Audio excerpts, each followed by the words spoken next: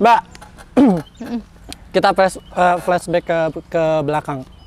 Kan ayah waktu itu sebelum meninggal sempat ngomong, kamu jadi dokter aja gitu ya. Terus ibu juga mungkin mendukung apa yang diminta sama ayah. Tapi pada akhirnya Mbak Ana tetap kekeh berpendirian, nggak mau, aku mau jadi jaksa aja. Ngejelasin ke orang tuanya gitu gimana? Nah, itu sedikit ini ya, cerita singkat ya, intinya gini. Aku mikirnya gini, papa kan meninggal tuh kelas 2 SMA ya. Terus ketika aku diminta untuk seperti itu ya, aku tipenya nggak pernah mau mengecewakan orang tua. Dalam arti meskipun rasanya tuh nyebelin, pasti kan teman-teman tahu ya, ketika orang tua kita gimana pasti kita kan kayak ada rasa suatu pengen memberontak, menolak. Cuman saat itu ya aku ikutin aja, dan maksud aku dengan aku memilih saat ini menjadi seorang sarjana hukum gitu kan, aku sebelumnya udah mencoba untuk masuk tes kedokteran dan aku masuk. Ya udah, jadi kayak menurut aku tuh cukup pembuktian gitu. Tapi kan balik lagi aku yang menjalani gitu kan. Dan saat itu memang aku berpikir kenapa aku nggak mau ngambil fakultas kedokteran. Jadi aku punya adik ya kan. Dan aku tahu banget aku masuk fakultas kedokteran itu lewat ujian mandiri. Kalau ujian mandiri itu kan biaya kuliah per semester itu kan berbeda dengan kita masuk lewat SNMPTN tertulis atau SNMPTN undangan gitu kan. Lebih mahal gitu. Belum lagi nanti banyak praktek dan lain sebagainya gitu kan. Dan aku berpikir ketika hanya nantinya wisuda terus dapat gelar esket, menurut aku itu kurang gitu. Pasti kan harus ngambil spesialis dan lain sebagainya gitu kan. Jadi aku berpikir ya udahlah gitu kan. Yang penting aku udah coba tes masuk perguruan tinggi negeri, terus ternyata lulus masuk masuk fakultas kedokteran. Ya udah, aku cuma kayak sekedar pembuktian aja gitu. Ke papaku gitu. Ya udah, aku udah masuk, ya udah. Tapi kan balik lagi ke aku yang menjalaninya gitu. Gitu. Kekehan orangnya ya. Kalau mau itu ya itu gitu. Walaupun ya pada akhirnya juga toh jadi seorang jaksa ya, jadi salah satu pekerjaan yang bukan cukup ya, membanggakan juga. Setidaknya papa tuh jadi tahu, oh ya udah, pilihannya anak ternyata jadi jaksa nggak salah gitu. Toh sama-sama membantu masyarakat, benar kan? Tapi kadang banyak juga sih yang kayak mungkin setiap manusia beda-beda ya pemikirannya. Cuman ketika kita mencapai sesuatu, banyak juga yang nggak suka dengan pencapaian kita gitu kan. Cuman ya balik lagi, aku ingin menunjukkan bukan kearoganan aku, nggak, cuman kayak menunjukkan apa yang aku capai hari ini. Ketika kamu iri ya itu urusan kamu gitu kan. Betul. Itu urusan kamu, itu masalah kamu gitu. Cuman ketika aku mencapai posisi sekarang, aku selalu mendoktrin diriku harus bermanfaat buat orang lain gitu. Harus bisa membantu orang lain, karena aku percaya ketika kita bermanfaat untuk orang lain, ketika kita ngebantu orang lain gitu ya, siapapun itu, mau itu pimpinan, mau itu orang sekitar atau teman-teman gitu, kita dan diriku gitu akan menjadi berkat untuk banyak orang. Dan Tuhan tuh nggak akan tidur gitu, maksudnya dia tahu kok kalau misalkan kita ini mau bersyukur kayak gitu. Jadi dalam arti janganlah jadi orang yang apa yang kamu punya kamu banggakan gitu kan. Itu kan sebenarnya titipan ya, hanya sesaat gitu. Cuman aku nggak pernah mau membalas orang-orang yang merasa aku ini saingan mereka, ancaman, atau misalkan tidak suka dengan pencapaian aku tidak pernah mau membalas. Karena aku yakin banget mereka itu sebenarnya seperti itu karena mereka tidak mampu seperti aku gitu. Dan juga jangan sampai aku ini menjadi orang yang bisa atau mudah meremehkan orang gitu. Misalkan nih hostnya bilang, ih si Ana tuh gini, dia suka begini. Ya buat apa aku ngebalas gitu kan? Biar aja gitu, suatu saat nanti aku percaya banget mereka-mereka yang tidak suka pada aku gitu pasti akan bertemu lagi. Karena aku selalu menekankan ke diri aku sendiri, dan banyak juga senior yang ngomong contoh ya, kejaksaan ini sempit gitu. Kita pasti akan bertemu lagi. Sama aja dengan kayak bumi ini bulat gitu kan. Ya meskipun kita ketemu di sini, nggak akan menutup kemungkinan besok kita akan ketemu lagi di mana gitu lain. Kan. Nah kayak gitu. Jadi janganlah kamu pernah membalas ataupun menjadi orang yang congkak hati gitu ya, tinggi hati dengan orang lain kayak gitu. Cukup membuktikan aja. Aku tipenya cukup membuktikan. Cuman ketika pernah sih beberapa kan aku masuk kejaksaan dari 2017 ya sampai dengan sekarang. Itu banyak banget yang kayak tidak suka dengan aku gitu kan. Maksudnya dengan apa yang aku capai, apa yang aku raih. Cuman aku ya bodo amat gitu, bahasa kasarnya bodo amat. Dalam arti ya kamu tidak suka dengan saya itu urusanmu gitu. Buat apa nih mungkin kalau bahasa sekarang nih kayak ngelabrak atau memperjelas itu buat apa gitu. Ya kalau memang dia tidak suka dengan saya itu haknya dia gitu. Urusannya dia. Tapi saya tipe orang yang tidak pernah mau membenci orang lain gitu. Maksudnya lo nggak suka sama gue, kamu nggak suka sama saya, ya udah gitu. Tapi setiap orang punya persepsinya dan penilaian masing-masing. Tapi tetaplah berbuat baik kayak gitu sih. Betul, lebih setuju. kayak gitu. Bisa sih itu dijadiin quotes ya nanti ya. Tolong dijadiin quotes. Nah Mbak, tadi kan sempat disinggung role modelnya Mbak Ana waktu kecil kakak. Terus juga tadi sempat nyinggung soal adik. Emang Mbak Ana sebenarnya berapa berkeluarga sih? Berapa bersaudara? Oh, aku 5 bersaudara. 5 bersaudara. Iya. Yang pertama? Abang aku, terus adik aku, 2 orang cewek, baru terakhir adik aku cowok. Oh, berarti Mbak Ana yang kedua ya? Iya, aku anak kedua. Okay. Ya semuanya dekat nggak? Satu sama lain dekat nggak sih? Cukup dekat, cuman kan maksudnya aku ini kebetulan dari zaman aku kuliah sampai aku kerja itu jarang di Jakarta gitu kan. Sudah jadi, memisahkan diri.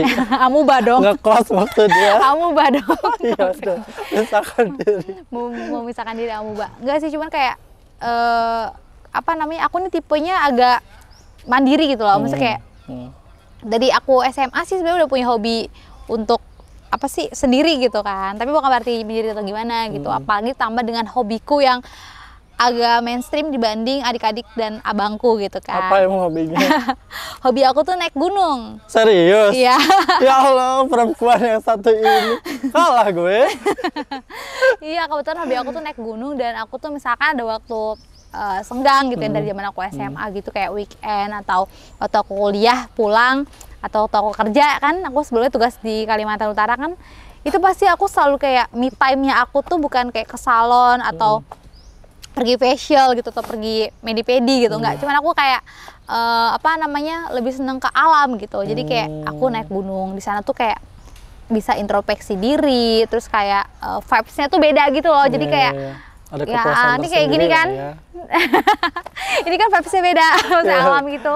Requestan ya? Iya, requestan. Soalnya aku anaknya tuh tipe orang yang suka banget di lapangan, misalnya bukan lapangan bola ya, enggak, cuma maksudnya kayak lebih ke alam gitu, lebih suka anak yang outdoor banget ya, lah. Outdoor gitu. Kayaknya kita harus bertukar deh. Soalnya gini, kan banyak kan orang ya lebih nyaman kerja di dalam ruangan gitu kan, atau misalkan gimana.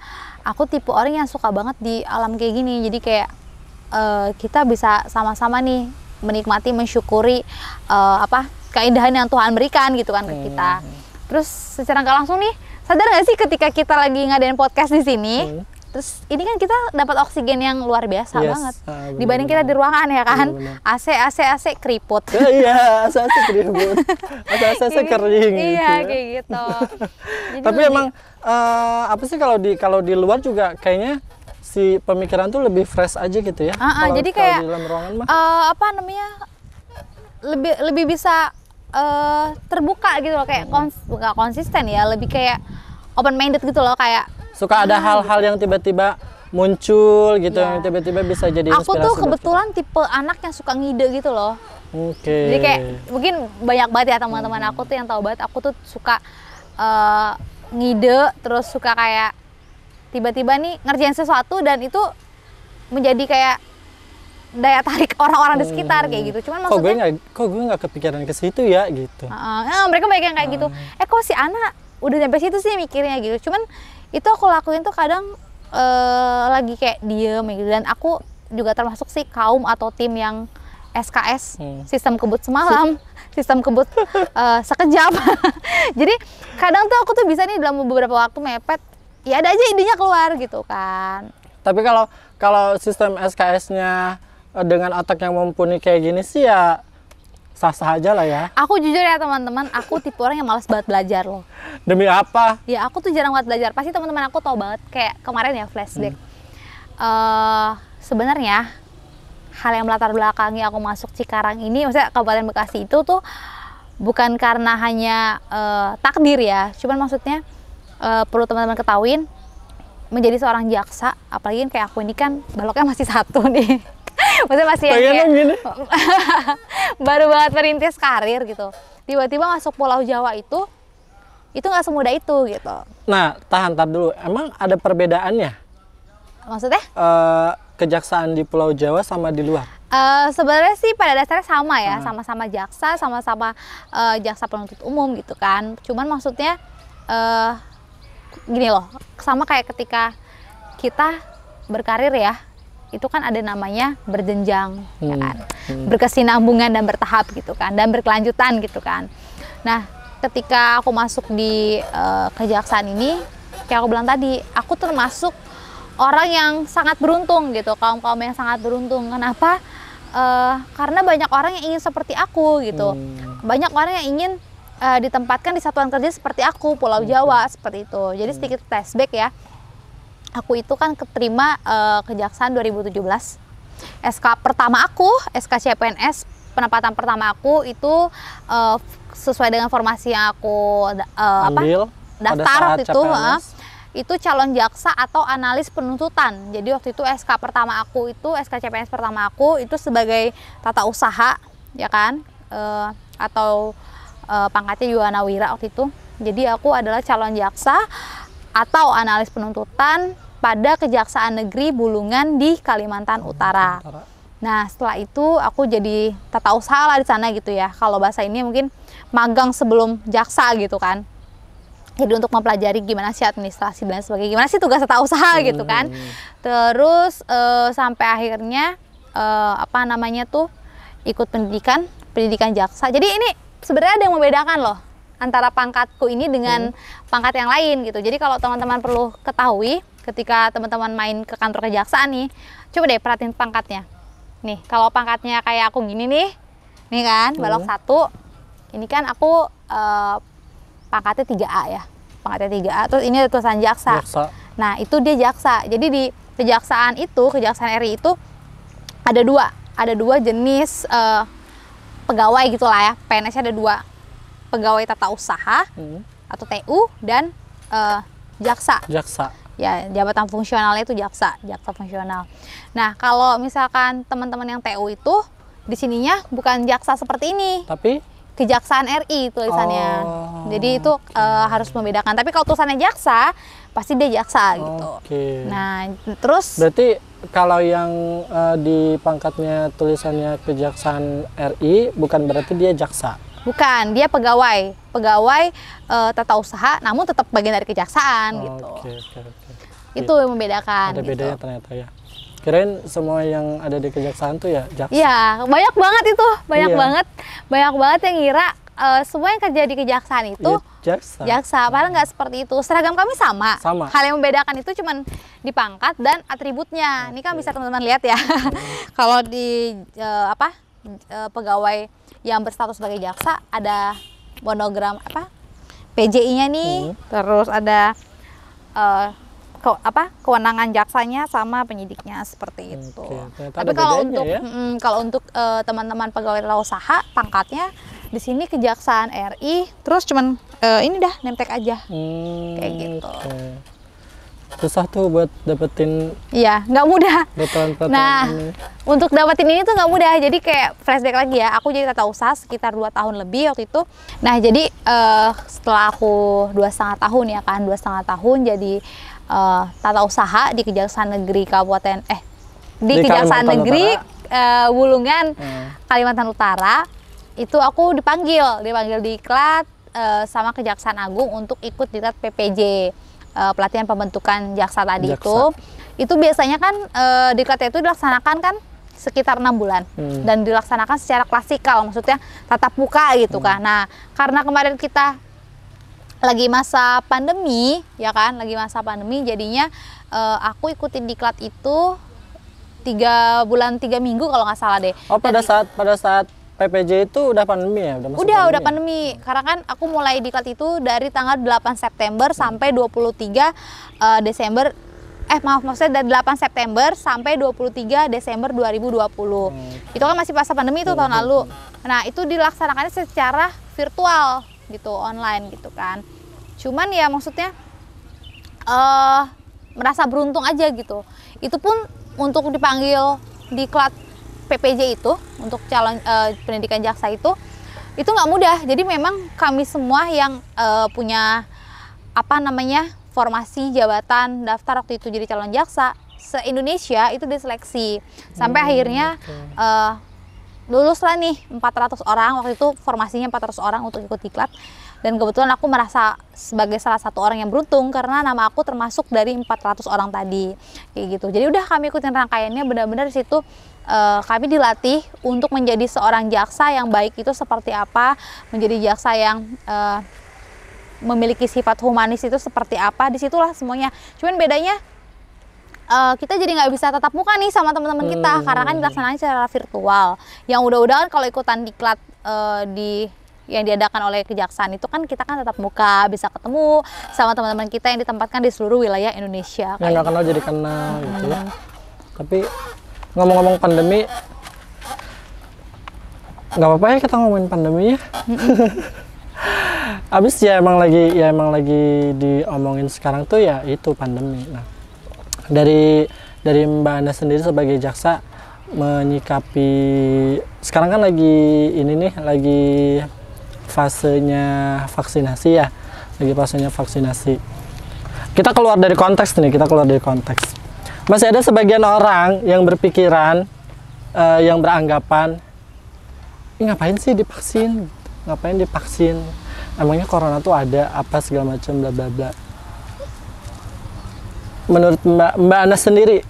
Kalau menurut aku orang-orang yang punya pemikiran kayak gitu, menurut aku bukan orang-orang yang cerdas gitu. Maksudnya gini, cerdas itu bukan berarti kamu harus sekolah tinggi, enggak. Maksudnya cerdas itu dalam arti kamu harus mampu menyelaraskan antara otak kamu, pemikiran kamu dengan hati kamu gitu. Maksudnya kita harus mampu nih ketika kita menjalankan sesuatu, kita mengerjakan sesuatu tuh itu apa sih manfaatnya, kelebihannya, kekurangannya dan lain sebagainya gitu kan. Jadi kalau misalkan ada banyak pemikiran masyarakat, aku nggak mau divaksin, berarti kamu tidak cerdas gitu. Maksudnya kalau kamu cerdas, kamu kan pasti akan berusaha gimana caranya supaya apa yang diusahakan oleh pemerintah ini kan nggak mudah ya. Apa yang diusahakan oleh Pak Presiden beserta jajaran ini kan nggak mudah. Ya udah, kita harus support gitu. Meskipun kamu tidak suka dengan pemimpinnya atau dengan bawahan-bawahan pemimpin kita ini, ya kamu harus tahu kalau misalkan apa yang mereka usahakan itu, apa yang mereka programkan untuk kita itu efeknya bagus gitu buat kita. Maksudnya dia punya hal yang melatar belakangi gitu. Jadi kalau aku bilang mereka-mereka itu tidak cerdas, ya itu benar. Seharusnya kan mereka jadi pribadi yang lebih cerdas gitu. Maksudnya kan kita seperti tahu ya, sempat ada angka kematian yang sangat tinggi kayak gitu kan. Terus angka pengangguran sangat tinggi. Nah, itu kan minggu terakhir kan tinggi banget kan. Maksud aku dengan adanya itu kan jadinya vaksin itu sebenarnya secara nggak langsung kalau dibilang menghilangkan adanya pandemi Covid enggak, tapi menurut aku sebagai upaya preventif pencegahan serta upaya untuk bantu menurunkan angka penularan Covid serta angka kematian sih menurut aku kayak gitu. Jadi memang kita wajib banget vaksin. Selain itu untuk diri kita sendiri, seperti yang teman-teman ketahui kan bahwa sekarang tuh pemerintah banyak mensyaratkan untuk melakukan aktivitas itu harus menunjukkan kartu vaksinasi atau sertifikat vaksinasi gitu. Contoh kayak mau berpergian dengan menggunakan kendaraan, baik itu kendaraan udara, laut, darat, itu kan harus nunjukin kartu vaksin gitu kan, atau sertifikat vaksin. minimal dosis 1 gitu kan. Nah, terus kayak kita pengen shopping gitu kan ke pusat perbelanjaan atau mau kayak mana. Sekarang harus nunjukin kartu vaksin. Iya, memang agak sedikit ribet, cuman maksud aku sih tipe orang yang mendukung banget dan selalu mensupport apapun program yang dilaksanakan atau yang diadakan sama pemerintah. Karena gini, balik lagi, dia seperti itu pasti ada tujuannya gitu. Nggak ada loh pemerintah yang ingin ngebuat masyarakatnya itu menderita, nggak ada menurut aku. Maksudnya kita kan Indonesia ini kan menganut sistem pemerintahan yang demokrasi ya, dari rakyat, oleh rakyat, untuk rakyat kayak gitu. Benar-benar. Ya nggak akan juga ya pemerintah menjerumuskan rakyatnya sendiri. Iya. Dalam artian mau bikin sakit ya nggak mungkin. Makanya dengan adanya itu ya maksudnya biar rakyat gue tuh pada sehat gitu, biar terjaga. Minum dulu Mbak, aus saya. Oke, Mbak Ana, jadi seorang jaksa di usia muda kayak sekarang ini, ngomong usia berapa sih? 26. 26, oke. Kenapa harus ketawa? Enggak, kayak aduh aku tidak semuda waktu aku SD. Ya kali. 26 apa kabar aku? Enggak deh, aku masih 22. Terus? Jadi jaksa usia muda, karirnya udah lumayan lah ya.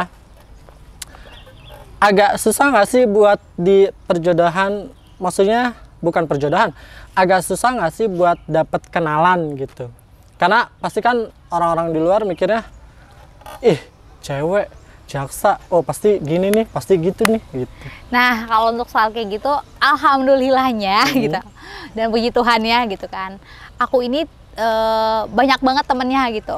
Ya kalau misalkan mereka menganggap aku bukan temennya, terserah sih. Cuman aku menganggap mereka itu adalah teman aku gitu. Dan aku selalu gini, seperti yang aku bilang sebelumnya, aku selalu berusaha membuat diriku ini bermanfaat untuk orang lain gitu. Jangan sampai aku ini tidak menjadi berkat buat mereka. Nah, kebetulan seperti tadi yang udah aku sampaikan, aku ini tipe anak yang tidak bisa diem gitu. Maksudnya aktif ikut kegiatan, dan dari situlah aku punya banyak teman gitu kan. Kayak tadi kan kamu bilang jadi orang tuh segan deketin. Enggak sih, maksudnya so far ini aku tuh punya banyak banget teman. Bisa dilihat dari followers Instagram aku kayak gitu kan, ataupun teman-teman lainnya gitu kan. Dan aku selalu gini, ketika aku punya teman baru ataupun itu teman yang udah lama banget terus jadi sahabat, aku selalu memperlakukan mereka sama seperti keluarga aku sendiri. Karena aku selalu punya pemikiran gini, misalkan nih host kan ya, host podcast Wibawa Mukti TV ya, itu aku selalu kayak berpikir gini, misalkan dia, yaudah aku memperlakukan dia like aku dan dia adalah keluarga gitu. Jadi kalau kamu bilang ketika menjadi seorang jaksa itu susah nggak punya teman? Menurut aku sih nggak, malah aku selalu bilang gini sama teman-temanku, ketika kita berkumpul, ketika kita main, ketika kita hang out, kamu jangan memperlakukan saya kalau saya ini seorang jaksa gitu. Ya udah, anggap aja saya Ana pada umumnya gitu. Jadi waktu aku di Kalimantan Utara itu sebenarnya waktu itu tuh terasa sangat cepat gitu. Padahal aku di sana 2,5 tahun loh. Kenapa? Karena aku punya banyak teman-teman yang mengasihiku dan menyayangiku gitu. Maksudnya kan itu berat banget ya. Aku di sana benar-benar sendiri, tanpa keluarga, tanpa siapapun. Tapi banyak orang yang sayang dan peduli sama aku. Jadi aku di sana ada ikut beberapa komunitas gitu kan. Terus abis itu aku juga suka kayak sepedahan. Terus abis itu suka main di pinggir sungai, kan sana kan sungai ya, suka kayak naik-naik perahu gitu. Dan maksudnya teman-teman di lingkungan kantorku, lingkungan kerjaku saat itu waktu aku di Kalimantan Utara pun sangat welcome gitu kan. Dan maksudnya welcome dalam arti kami selalu menghabiskan waktu kami sepulang kerja gitu kan, kayak masak-masak bareng atau me time bareng atau renang bareng atau liburan yang cuma ala kadarnya. Cuman itu kayak benar-benar ngebuat dan mempererat persaudaraan kami gitu. Jadi maksudnya nggak ngerasa sendiri. Nah, nggak ngerasa sendiri. Jadi kayak aku tuh kadang suka ini loh, ketika aku lagi jalan ke satu tempat ya, waktu pas aku masih tugas di Kalimantan Utara ataupun di sini, kalau misalkan jadi nggak usah takut ya temen nama jaksa. Iya, nggak usah. Temenan aja. Iya, aku selalu bilang gini, aku tuh jadi jaksa dari jam 7:30 pagi sampai jam 5 sore. Iya. Selebihnya aku manusia biasa. Iya, manusia biasa gitu yang butuh hiburan, butuh Eh, kan tadi Mbak Ana bilang kita tuh harus menjadi bermanfaat untuk orang lain. Kita harus menjadi berkat untuk orang lain. Tapi ada sebagian orang yang justru memanfaatkan kebaikan kita. Nah, itu aku sering banget sih ya. Aku sampai diingetin sama pacar aku ya, dibilang kayak gini. Oh, udah punya pacar, keceplosan. Maksudnya dibilang kayak gini, kamu jangan terlalu baik sama orang lain. Sebenarnya nggak cuma pacar ya, cuma tapi keluarga dan sahabat-sahabat aku juga banyak yang bilang gitu. Kamu jangan terlalu baik sama orang lain karena orang lain itu pasti akan memanfaatin kamu. Dan itu memang aku alami gitu kan. Baik itu di lingkungan pekerjaan, di lingkungan sosial dan lain sebagainya gitu. Cuman aku selalu baik lagi, mau dia memanfaatkan saya, mau dia menjelekkan saya, ataupun dia tidak suka dengan apa yang saya capai, ya itu dia, itu penilaian dia, itu hak dia gitu. Dan aku selalu memastikan diriku tetaplah menjadi baik gitu, karena ketika kamu baik, meskipun ada yang tidak suka dengan kamu, berkat itu akan selalu datang gitu kan. Itu satu. Dan yang kedua, pernah mamaku bilang kayak gini, jangan terlalu akrab ataupun terlalu baik. Karena aku tipe gini ya teman-teman, misalkan aku sama kamu nih deket, aku tuh tipe orang yang sangat baik banget sama orang lain, baik banget. Jadi kayak perhatiannya pun lebih, aku tipe orang yang seperti itu. Kalau udah deket sama orang lain, memberikan kebaikanku tuh berlebihan, kata teman-teman aku. Cuman kadang ada aja yang menyalahgunakan kayak gitu. Bahkan ada juga yang tadinya dia tidak suka dengan aku, menjelek-jelekan aku ke semua orang kayak gitu kan, misalkan, atau tidak suka dengan apa aku capai, tiba-tiba datang mendekat gitu kan, terus sok baik gitu. Ada lagi nih yang berkomentar, lo ngapain sih nak bantuin, atau kamu ngapain sih nak gini. Saya selalu bilang ini, biarin aja. Kita tuh jangan membenci, jangan mendendam. Kayak aku pernah bilang tadi, kejaksaan ini sempit, bumi ini terlalu bulat gitu kan. Jadi maksudnya suatu saat pasti kita akan bertemu lagi, berinteraksi lagi, ya udah gitu. Jadi untuk mereka-mereka yang tidak suka dengan saya, ya terima kasih gitu. Terima kasih karena kamu tidak suka dengan saya. Tapi jangan sampai rasa tidak suka kamu kepada saya itu akan menjadi penyakit dengki di dalam diri kamu kayak gitu. Dan saya tipe orang yang tidak pernah iri dengan pencapaian orang lain gitu. Maksudnya mau dia seperti apa, dia punya apa, ya itu berarti kan berkat dan rezekinya dia gitu, nggak pernah iri ataupun dia. Nah, cuman aku kadang ada sih beberapa yang temen tuh aku bukan komentarin ya, maksudnya kasih masukan dan dia tidak menerima pun ya nggak apa-apa gitu kan. Cuman kan sebagai teman nggak apa-apa dong kalau kita mengingatkan kayak gitu. Oke. Kalau misalkan ada temen yang dulunya begini, terus pada saat kita sudah mencapai tujuan terus dia datang, ya kita beranggapan aja mungkin dulu dia belum butuh kita dan sekarang dia butuh kita baru nyamperin kita. Gitu. Kalau untuk case kayak gitu aku selalu mendoktrin gini, mungkin Tuhan jadikan aku alat untuk dia mencapai seperti yang aku capai kayak gitu. Oke, cocok bikin quotes itu ya, nanti dibikin quotes. Jadi maksudnya kayak kamu bilang dia dulu tidak butuh kita, mungkin itu bahasa pemikiran orang emosi ya. Cuman aku selalu berpikir gini, ya Tuhan jadikan aku seperti ini karena dia mau aku menjadi berkat dan alat untuk orang lain agar bisa mencapai apa yang aku capai kayak gitu. Masih banyak sebenarnya yang pengen kita obrolin ya, tapi apalah daya, waktu dan durasi yang harus menentukan. So, terakhir nih Mbak Ana, nanti aku akan menyebutkan satu kata. Terus Mbak Ana tinggal mendefinisikan atau tinggal mengartikan kata yang aku sebutkan. Katanya adalah hukum. Hukum itu adalah pidana. Iya, singkat banget. Hukum itu adalah pidana. Oke, lagi. Apa ya? Kalau tadi hukum, kalau sekarang perbedaan. Maksudnya perbedaan apa? Perbedaan, silahkan definisikan. Oh, arti perbedaan. Maksudnya kayak perbedaan hukum. Perbedaan itu menurut aku hal yang menyatukan. Ih, susah ya kalau ngomong sama orang yang punya otak cerdas gitu. Nggak usah panjang lebar, satu kata dijawab satu kata. Ya udahlah sahabat Bang Putih, sampai di sini dulu podcast perdana kita di Relax Podcast bersama dengan Mbak Ana Hertati SH selaku Jaksa dari Kejaksaan Negeri Kabupaten Bekasi. Nanti mudah-mudahan kita bisa ketemu lagi ya. dengan pembahasan yang lain tentunya. Lebih santai lagi. Masih di Relax Podcast Wibawa Mukti TV dan kita akan ketemu lagi dengan narasumber-narasumber yang lain. So buat sahabat Wibawa Mukti, jangan lupa ya nanti ditonton Relax Podcastnya di Wibawa Mukti TV atau di YouTube channelnya Wibawa Mukti, dan jangan lupa follow juga semua sosial media yang kita miliki dan termasuk sosial medianya Mbak Ana. Anana. Agak susah ya. Anana. Oke, nanti tinggal dilihat aja di bawah ya. Ditulis di description box. So, sahabat Wibawa Mukti dan juga sahabat Relax Podcast, sampai di sini perjumpaan kita. Sampai jumpa. Assalamualaikum.